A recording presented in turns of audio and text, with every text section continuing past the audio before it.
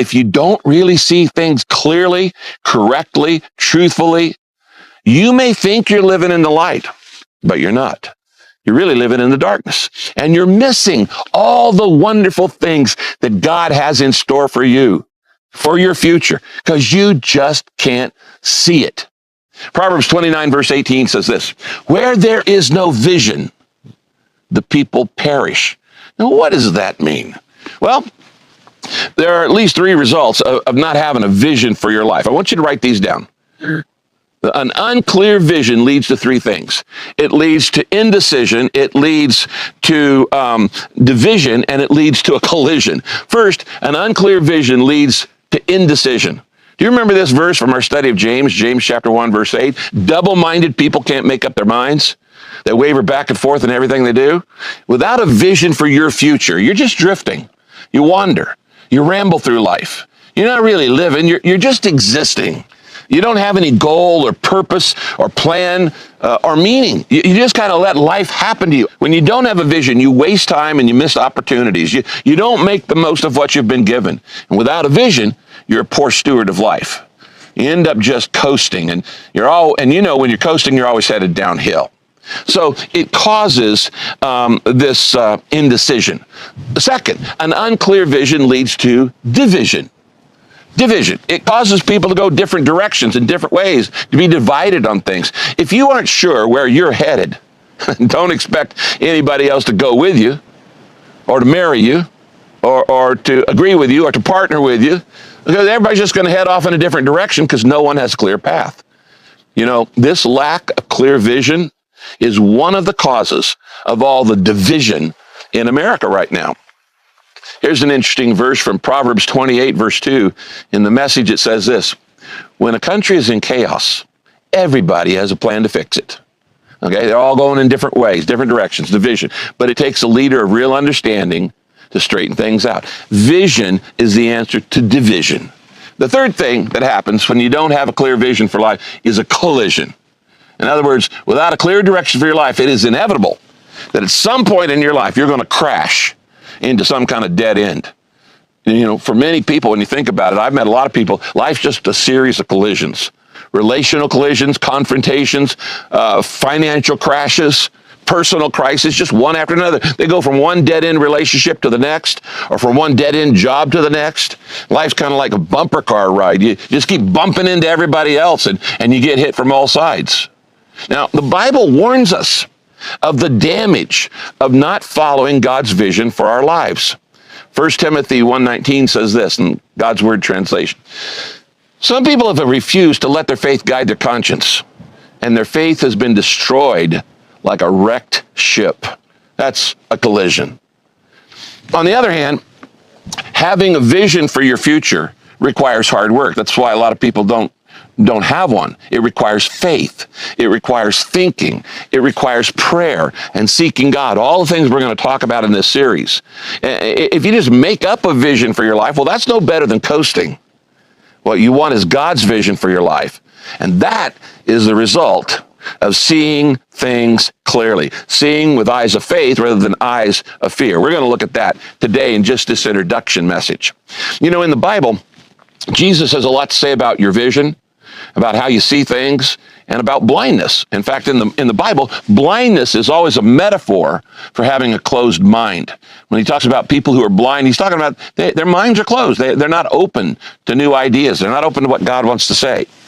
Matthew chapter 6, verse 22 and 23 is a verse we'll come back to in this series on vision, because Jesus said this. Listen closely. Look at this verse. Your eyes are the lamp of your body. And if your eyes are open and good, your whole body will be full of light. But if your vision is bad, I just got new glasses. I've got good vision again. If your vision is bad, your whole life will be full of darkness. And he says, if the light that you think you have is really darkness, it's the worst kind of darkness you can have. Now, Jesus is saying that if you don't really see things clearly, correctly, truthfully, you may think you're living in the light, but you're not. You're really living in the darkness. And you're missing all the wonderful things that God has in store for you, for your future, because you just can't see it. Now, we've all heard the expression, what you see is what you get. And in many ways, that's actually a biblical statement. We're going to look at the implications of that idea through many scripture verses during this series on vision. But what I want to do today is just introduce a series on God's vision for your future. And I want us to go back to a story in the Old Testament that involves Moses and the Jewish slaves who had been freed by God from 400 years of slavery in Egypt. Now, here's the background of the story. We're going to look at Numbers 13 and Numbers 14. Here's the background. In the book of Numbers, God had promised these freed slaves a homeland of their own. And he calls it the promised land. I'm going to set you free from Egypt, and I'm going to take you to the promised land. It represented their future. It represented their inheritance that God wanted them to enjoy. It would become the land of Israel. Now, after crossing the desert, they've gone through the Red Sea, crossing the desert, all these freed slaves, they come to the edge of the promised land, and Moses chooses 12 representatives, one from each of the 12 tribes, to go ahead of everybody else and spy out the land. And he says, I want you to go in, check it all out, and return with the vision report. This is a fact-finding mission. In other words, it's a vision trip. And Moses says, go into the new land that represents our future and find out everything you can, find out what it's like, see everything you can see, then come back and report to us on everything you have seen. This is a vision trip. Numbers 13, 17 to 20 says this. Moses gave the men these instructions as he sent them out to explore the new land. Go northward through the Negev into the hill country and see what that land is like.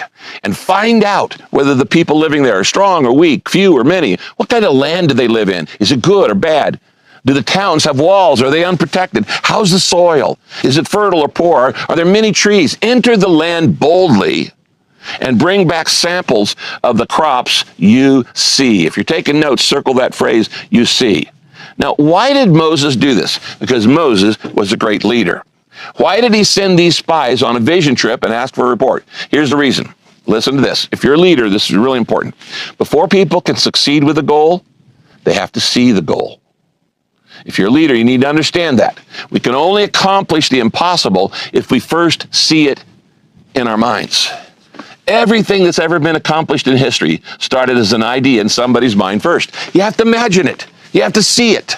Sometimes you have to taste it, but you definitely have to visualize it. And that's why I'm going to teach you, as the beginning of this year, a new series on getting God's vision for your life. Now, Numbers chapter 13, verse 21 to 23 says this. So, they sent spies in. They spied out the land, all the way from the wilderness up to Hebron, and there they saw, circle that word, they saw the Ammonites and the Shishites and all the Talmites, all the families descended from Anak. Now, by the way, don't confuse these tribes with the termites and the parasites and the satellites and the stalactites. Those are different tribes completely. But it says when they came to Eshcol, they cut down a cluster of grapes so large that it took 2 of them to carry it back on a pole. Can you imagine that, a cluster of grapes? They also took samples of pomegranates and figs. This promised land was so fruitful and so incredibly prosperous. They're bringing back giant fruit. You know, I grew up in Northern California in the redwoods and in the wine country. And as a kid, every season, I cut grapes in vineyards at harvest. But I never saw a cluster of grapes so large that it took 2 men to carry it. This is supernatural. This is miracle growth crop. Numbers 13, 25, 26 says this. After seeing, there's the word seeing, this is a vision trip. After seeing the land for 40 days, the men returned to Moses and Aaron and the people of Israel, waiting at Kadesh in the wilderness of Paran. They reported to the whole community what they had seen, and they showed them the fruit they had taken from the land. Now, all this sounds really promising, but there's a problem, and it has to do with their vision. That's why we're sharing this story. 2 of the spies, there were 12 spies, 2 of the spies, Joshua and Caleb, looked at their future with eyes of faith. But the other 10 of the 12 spies looked at their future with the eyes of fear. Okay, so let's get into this. Now, you know the story. Looking at the future with fear, which 10 of the 12 spies did, causes all kinds of problems. In fact, this story illustrates, 5 or so of the traps, maybe 6 that we fall into. Why don't you write these down? Here's what happens when you look at the new year or you look at the future with fear instead of faith. Number 1, we learn from this story, I overemphasize the negative. When I look at the future in fear, I overemphasize the negative in life. Verses 27, 28, it says, this was their report to Moses. We arrived in the land you sent us to see, and it is indeed a magnificent country. It's a land flowing with milk and honey.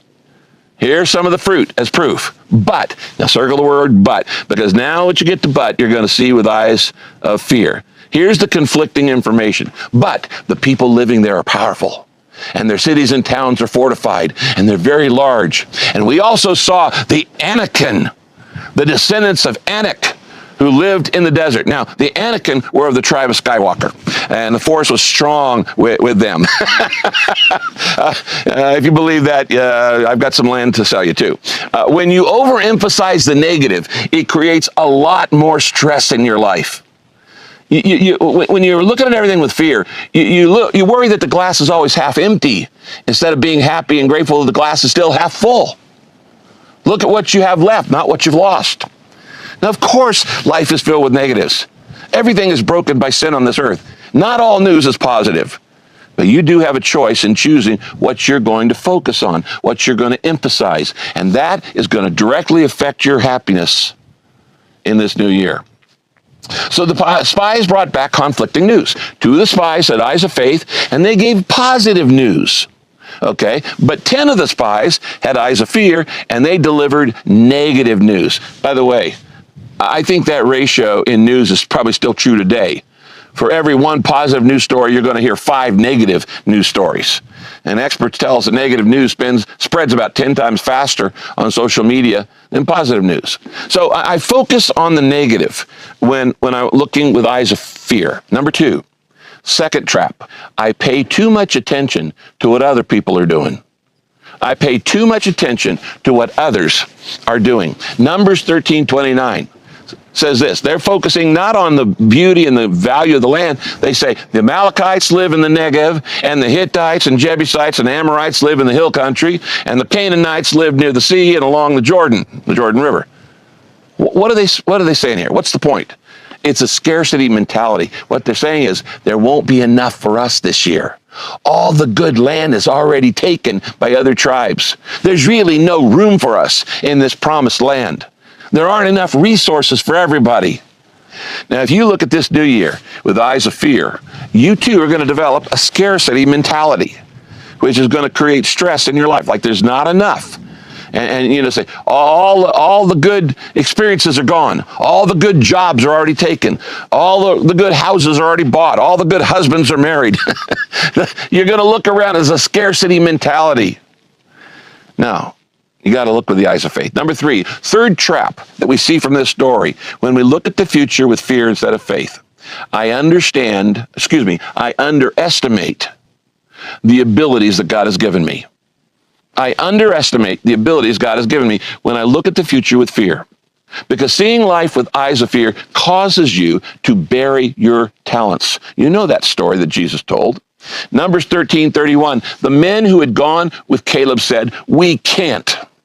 Circle that. We can't attack those people. They are stronger than we are. They're underestimating their own ability. Did you know the people who always say, I can't, and the people who always say, I can, are both right? Why? Because fear creates self-fulfilling prophecies. You got a vision based on fear rather than faith, it's going to limit you for your entire life. You're going to miss opportunities. You're going to waste talent that God has put inside you. And you're going to set yourself up with self-fulfilling and self-defeating predictions. You know, this happened. Job says in Job 3:25, he said, what I have always feared has happened to me. And what I have dreaded has now come to be. Let me ask you a very personal question. What are you setting yourself up for in this new year? What are you setting yourself up for just with your attitude? How are you seeing yourself? Are you looking at your own abilities as I'm inadequate, I'm incapable? Are you looking at your life in faith or in fear? The spies with fear-based vision saw themselves as inadequate. Verse 32 and 33, they said, the land we explored devours those living in it. What a hyperbole. The land we explored devours those living in it. He says, all of the people we saw there are of great size. He says we saw giants there. The Hebrew word is Nephilim. For giant. By the way, the Hebrew word for handsome is Pastor Rick in Hebrew. We seemed like grasshoppers in our own eyes, and we looked the same to them. You see what they're saying here? We saw ourselves as insects waiting to be devoured. That word devour in Hebrew actually means to eat up. They said, these people are going to eat our lunch. And they're Nephilim, they're giants, they're bullies, they're tyrants, they're NFL linebackers.